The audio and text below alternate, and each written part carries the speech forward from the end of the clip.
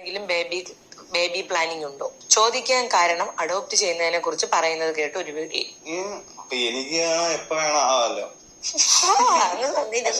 ഞാൻ അങ്ങനെയല്ല, ഞാൻ അമ്പിളിയെടുത്ത് ചോദിച്ചു നീ എപ്പോ ഓക്കെ ആവും അപ്പൊ മതി. എന്റെ അടുത്ത് ഇങ്ങനെ പറഞ്ഞിട്ടുണ്ട്.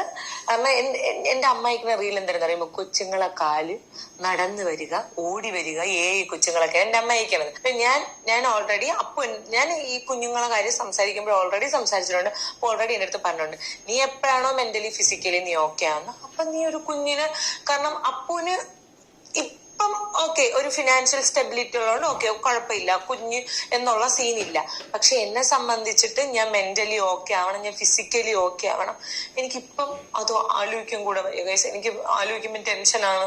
കാരണം ഞാൻ ഒരുപാട് പേര് കുഞ്ഞുങ്ങളെ വളർത്താനുണ്ട്. പിന്നെ അപ്പൂന് അബിയൊക്കെ ഞാനാണ് ഒരു കുറച്ച്, കാരണം മാമിയും അവനൊക്കെ ജോലിക്കും, എന്റെ അമ്മ എല്ലാവരും ജോലിക്കും, ആ 2 തുമ്പക്കന്മാരെ ഞാനാണ് നോക്കിയിട്ടുള്ളത്. അപ്പൊ എനിക്ക് ആ ഒരു ഇതറിയാം, ആ ഒരു പ്രോസസ് അറിയാം. അപ്പൊ ആ ഒരു പ്രോസസ്, കാരണം അമ്മയുടെ അത്രയും വരൂല, എന്നാലും ആ നോക്കുന്ന ആ ഒരു നാനി എന്ന് വേണമെന്നുണ്ടെങ്കിൽ പറയാം അല്ലേ, ചന്ദ്ര കുഞ്ഞുങ്ങളെ നോക്കുന്ന. പക്ഷെ അത്രയും ആ ഒരു പ്രോസസ് എനിക്കിപ്പോ ചെയ്യാൻ വേണ്ടിയിട്ട് പറ്റൂല. പിന്നെ അഡോപ്റ്റ് ചെയ്യുക ഗൈസ്, ഞാൻ അപ്പു ലൈഫിൽ വരുന്നതിന് മുമ്പേ എന്റെ പ്ലാൻ അങ്ങനെ ആയിരുന്നു, ഞാനൊരു കുഞ്ഞിനെ അഡോപ്റ്റ് ചെയ്യാന്നുള്ളത്.